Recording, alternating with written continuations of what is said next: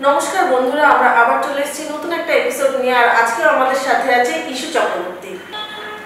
আচ্ছা ইস্যু, আজকাল তো মেয়েরা আর সাথে সাথে ছেলেরাও বিভিন্ন রকম সিনথেটিক প্রোডাক্ট ইউজ করছে, হেয়ার ডাই করছে, ট্রিটমেন্টের নামে বিভিন্ন রকমের কেমিক্যাল ট্রিটমেন্ট করিয়ে নিচ্ছে।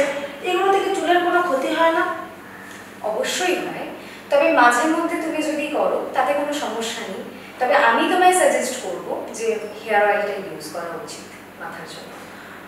এখন তো সবাই, কেউ বলবে ডিম ইউজ করো, কেউ বলবে শিউলি ফুলের রস ইউজ করো। এগুলো কি সত্যি কাজ দেয় চুলে? অবশ্যই কাজ হয়, কিন্তু সমস্যা হচ্ছে আমাদের মেয়েদের অনেক লম্বা হেয়ার হয়। তো যারা এই প্রোডাক্টগুলো ঘরোয়া ডিম দুধ ইউজ করে তারা অনেকক্ষণ লং টাইম বসে থাকে ওয়েট করে শুকানোর জন্য, এবং তারপরে যারা শ্যাম্পু ইউজ যদি ঠিকঠাক না করতে পারে তখন মাথায় তোমার এই প্রোডাক্টগুলো থেকে যায় এবং সেখান থেকে আরেকটা কেমিক্যাল তৈরি হয়, সেই লাভের জায়গায় ক্ষতি হয়ে যাচ্ছে। তাহলে তুমি দুই একটা প্রোডাক্টের নাম বলো না, যেটা ইউজ করলে অ্যাকচুয়ালি মেয়েরা চুল ভালো হবে। হ্যাঁ, আমি তোমায় দুটো প্রোডাক্ট সাজেস্ট করতে পারি। একটা হলো একটা হোমিওপ্যাথিক তোমার হেয়ার অয়েল আছে, অ্যাশিনি হেয়ার অয়েল, আর ওটারই একটা আধুনা শ্যাম্পু আছে।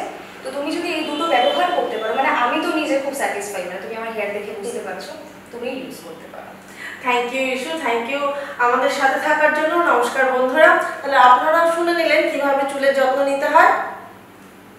ধন্যবাদ।